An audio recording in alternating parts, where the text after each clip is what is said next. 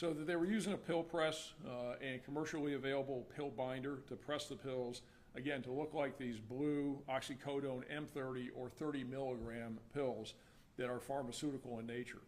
And again, the orange pills, which are the Adderall, were made using the methamphetamine.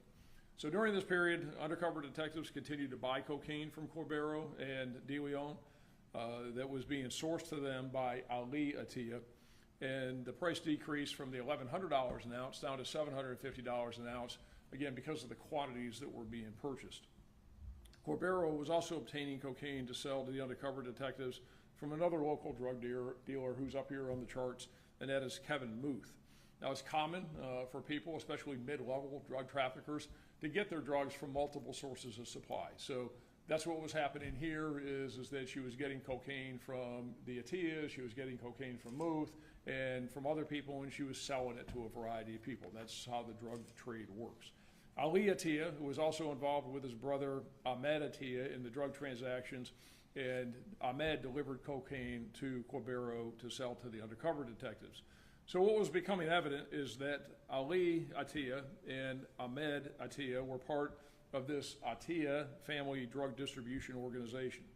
The base of operations in the pill making involved fentanyl and methamphetamines was at the family residence at 15 North Fernwood Avenue in Clearwater, apartment number 13.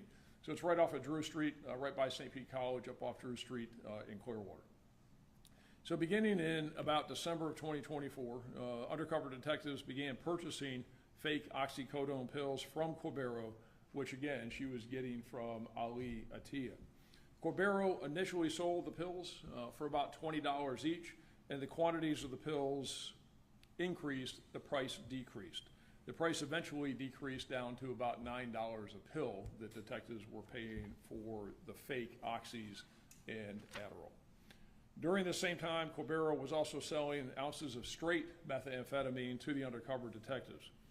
So what became obvious by early 2024 is that this entire Atiyah family, the people here at the top, which included the mother, Alam Rahim, the father, and I'm going to spell his first name, T-A-W-F-I-Q, and the last name is A-L-M-A-L-K-L-I.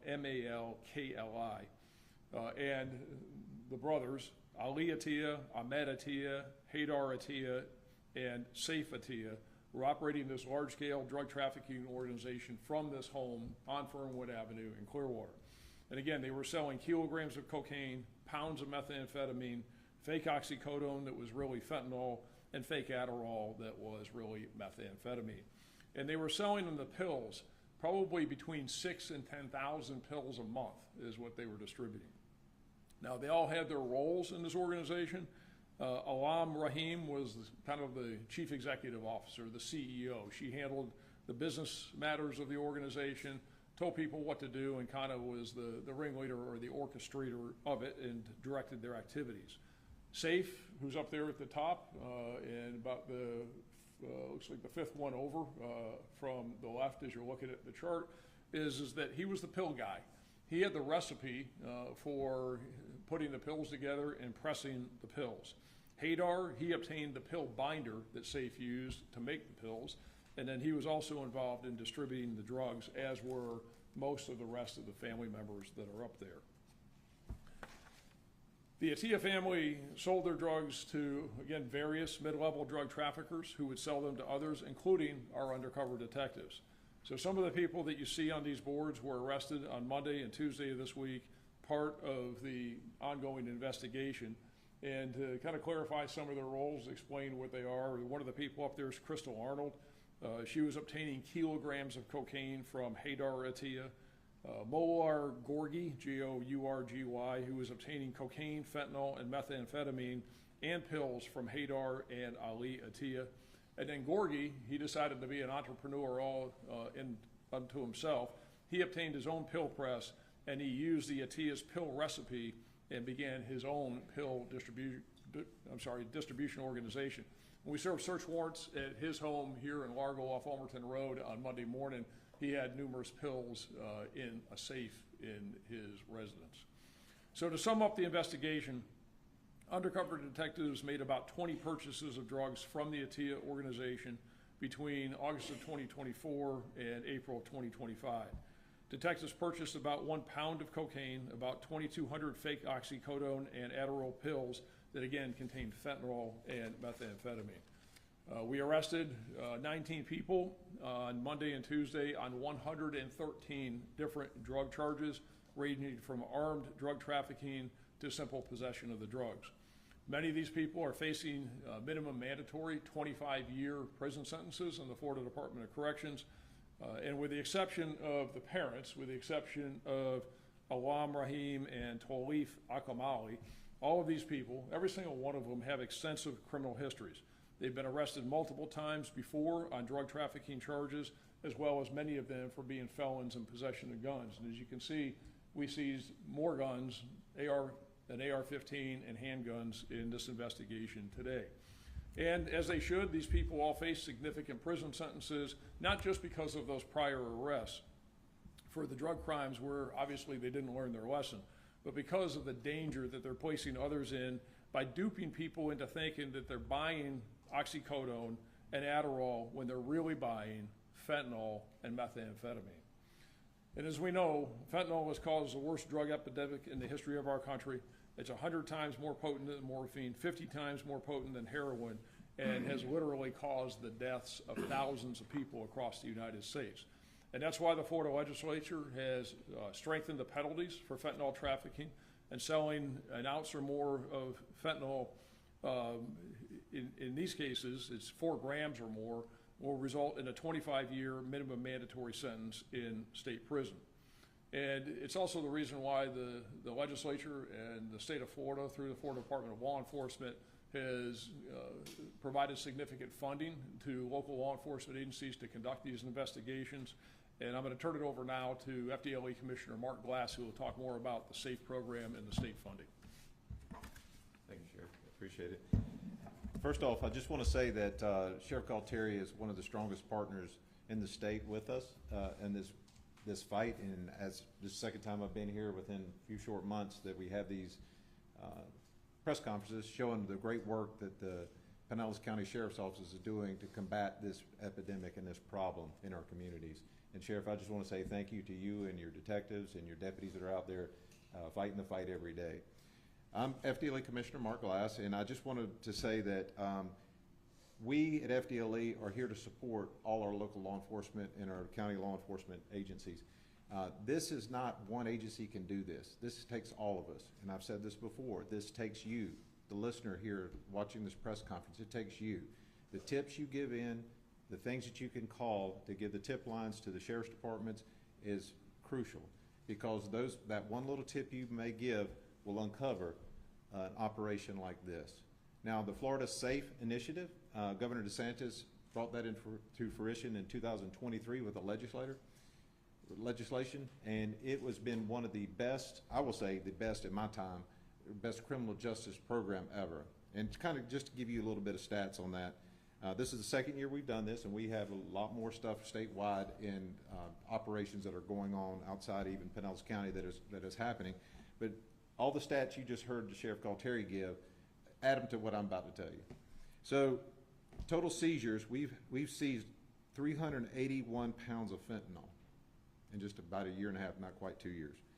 Over 57,000 fentanyl pills. And as you heard how everybody's getting these pill presses, and it makes it even more dangerous because somebody's thinking that they got grandmothers or family members pill that they think is legit, and it's not. You have these yahoos doing what they're doing and not mixing it right, not being like a pharmaceutical company, and they're selling it and pawning it up to your kids and to other members in your community. We've had 482 pounds of cocaine seized. He just talked about the methamphetamine piece, 295 pounds of methamphetamine. Over $4 million seized, $4 million seized, and we have done already a total of over 1,500 arrests, 1,518 to be exact, and of course you got these to add to it. So 1,500 arrests in this type of operations. Now, what we provide with the SAFE program is to give law enforcement opportunities, whether it be overtime monies, whatever they need to combat this in your community. So we are thankful for the partnership, sir. And we thank you for your professionalism, and your folks here have been fantastic. But I will tell you, Pinellas County is really protecting Pinellas County and others outside of Pinellas County. The Tampa Bay area is one of the strongest partnerships we have, and I commend everything that goes on down here because it's been great. The sheriff here has been a fantastic partner, and Governor DeSantis and Attorney General Uthmeyer and our cabinet and our legislators are really paying attention to this type of effect that we're doing on the drug war. And this stuff here affects us all. Not one family is immune to this. Not mine, not yours, not one family is immune to this. It all affects us. So please, thank you for your time, and also I want to really get back out there. Give a tip. If you have a tip, get it to your sheriff's department or your local police department so they can actually work it and run it. Okay? Thank you, Sheriff. I appreciate you. Anybody have any questions? Is there any way to tell the difference between a legit pill and one of these people made, or is it just where you get it from? Yeah, it's pretty hard because that's why they press them and they use the binders they do and they mimic the color. So what they were mimicking here was the M30 or the 30 milligram oxy pill, and they try and make it look like the legit oxy pill that you would get at a pharmacy, whether it's Walgreens, CVS, or wherever. And so it's hard, and that is really the danger of it, because people are addicted, and when they're addicted, they gotta get it from someplace. And sometimes people get addicted because they got it for legitimate reasons. They got a prescription for it, they get addicted, then they can't get off, and they're not getting more scripts, so they get it from the street. But there's the problem is that if you're using it according to how it's prescribed, that's one thing. But when you're using it, it's got fentanyl in it. And depends upon how they are mixing the fentanyl in and the quantities of fentanyl and the strength. That's where people end up dying with these pills. We've had problems over time where we've had people using pill presses and putting fentanyl in it, and people think they're getting A and they get B and they die from it. So it's really dangerous and it's very difficult. So the lesson on that is that if you need oxy or you need any type of pharmaceutical, get it from a pharmacy, don't buy it on the street. Can you talk a little more about this pill press? How often does this item pop up in these kinds of investigations, and what stood out to you about this one in particular? Well, this one in particular, you can see the pill press that's up there, in your top left, and when we served the search warrant there in Fernwood, they had it stuck up in the ceiling tiles. They were hiding it in there. We had heard from telephone conversations, as I mentioned, this case involved wiretaps and listening on phones, is at times they were hiding it in the backyard and they were burying it. There's really nothing super unique about it. It's an automated one, and they can crank out a lot of pills with it. They're becoming more common. You can get them off the internet, and the binding material you use for the pill, the color, the blue and the orange, you can buy that off the internet. So, and the other thing with this is it doesn't take a lot of fentanyl. So when you can get really overall, okay, the big scheme of things, you can get relatively small amounts of fentanyl, because when you mix it with that binder and it creates the pill, then you're getting larger quantities and you're able to distribute it. Now, the sad part for them is there's a lesson for people in this, is you own it by the weight. And because what the law says is that if it is 4 grams or more of, in this case, fentanyl or heroin or any of these other opioids where 4 grams is the threshold for a trafficking charge, is 4 grams of that or a combination or mixture thereof. So you can have a flake of fentanyl and the rest of it's all binder, you own the total weight. And this is where these people, and they should, because it's killing people. And going to state prison, and a lot of these people are looking at multiple 25-year minimum mandatories. 25-year minimum mandatory in the Florida Department of Corrections, as it shouldn't be, is not fun. But because of really the jeopardy they're putting others in and not caring, and there needs to be harsh consequences for it because of the threat to the public. You mentioned 3 locations in Clearwater, and 1 house on Fernwood, and where else? So we served search warrants, a total of 6 search warrants. One of them was down here in Largo off of Almerton Road. That was Gorgie's residence. We served 2 on Dolphin Drive out in the Island Estates area of Clearwater. We had the one up off of Fernwood and another one down off of Harn Boulevard. So those are the locations that we serve search warrants at on Monday morning. No businesses. What's that? No business. No business. All residences in 1 storage unit. And you said they were also working in Pasco County, right? So in Pasco County is that the people were hanging out or living up there. So all the drug distribution, or the majority of it, was here in Pinellas. The people were Pinellas people, but as again, they all move around and they move back and forth. So some of them had moved up to, one of them, Hadar, as you can see, and he's wearing that green as opposed to the orange. That's because he was booked into the Pasco County Jail as opposed to the Pinellas County Jail. So he was over in Zephyr Hills, that's where he was staying. But majority of their activity was all here in Pinellas, but some of them were putting their heads on various occasions up in Pasco. So that's really the tie to Pasco. I know you mentioned Sophia kind of led you to the family. Is the family considered like the head of the operation? So say that again? I know you mentioned Sophia kind Yeah. of brought you to the bigger traffickers. Right. Would you say the family is the head of the organization? Yeah, so really here is Alam Rahim, who's the mom, is that she was the boss, as I said. You know, she's kind of the CEO. And Ali, he was selling dope to Sophia. And so we get into Sophia, we're buying dope from Sophia, and we do our investigation, we look at it. And so Sophia is the one that was getting dope from the Atias, but the Atias were also selling dope to a whole lot of people other than Sophia, because that's how it works. And so Sophia was also getting dope, as I mentioned, from others. So she was getting dope not only from the Atias, but she was also getting dope from Kevin Muth and others. This is still an ongoing investigation. I would anticipate that we'll be making more arrests as things progress. But yeah, Sophia is the one that we started the investigation with, and then we're able to identify the Atias based upon the investigation into Sophia Cabrera. You said the investigation started in August. Shortly thereafter, we had those two memorable hurricanes. Right. Your agency was taxed.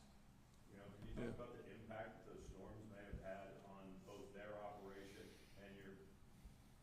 Yeah, I mean, you know, I don't know. I can't speak to the impact it had on their drug distribution activity, other than, you know, I'm sure it, like everybody else, slowed it down for a little while. But you know, the hurricanes really didn't impact us investigatively.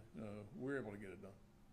Is there anything significant with the car, the white van? Well, so the car, which was seized up in Zephyr Hills, and it's the one that Hadar had, is that just shows you the cars that they were driving. But that car in particular was stolen out of North Miami Beach. It's a pretty hyped up Jeep, fast, and its original color was red.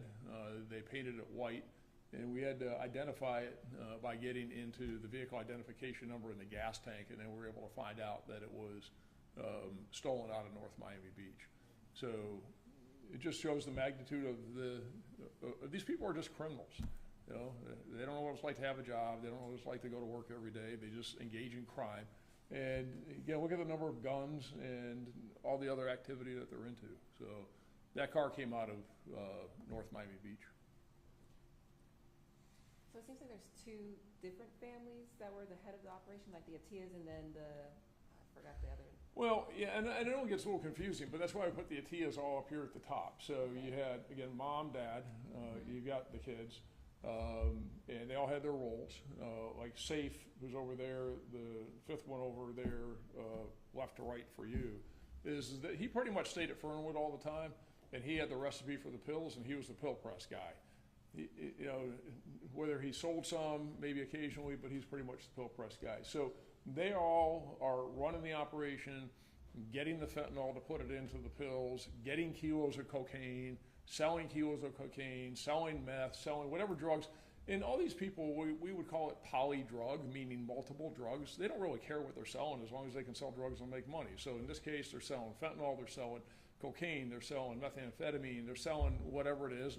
And you can really, really expand that and make a lot of money when you start to take really tiny amounts of fentanyl and put it in pills, and you can sell these pills. So like when we first started buying the pills, because we weren't buying high quantity, we were paying $20 a pill.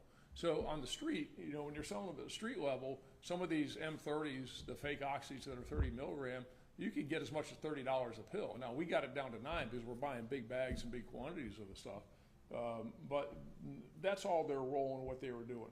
These people down here, some of them were getting drugs from the Atias. Some of them, in the case of, because he just was involved with it, Kevin Muth, is that he was a source of supply for cocaine to Sophia Cabrera. And then you've got Crystal Arnold. She's another one, is that she was getting kilos of cocaine from the Atias. So, you know, it's just a whole lot of people. It's what drug dealers do. It's not like a regular business where you've got a strict organizational chart and everybody follows the lines. These people don't know rules. They don't follow the laws. It's really what it comes down to is how many people do you know that you can get dope from, and how many people can you sell dope to, and how much money can you make? So it all gets squiggly lines back and forth because that's how they operate. You said the one guy had the pill press and he was making the pills. Is it illegal just to make the pills, or did he get arrested because he was selling them too? I mean, I don't know. I can't think of a reason. Maybe there is. I don't know of one why anybody would want to make pills. But I mean, simply if you just wanted to get pill binder and make a pill, you can, as long as it doesn't have a controlled substance in it. I guess you can make whatever you want. For what purpose? I don't know. But what makes it illegal is because of, obviously, the fentanyl and the methamphetamine and the controlled substances. No. All right, thanks everybody. Appreciate it. Thank you.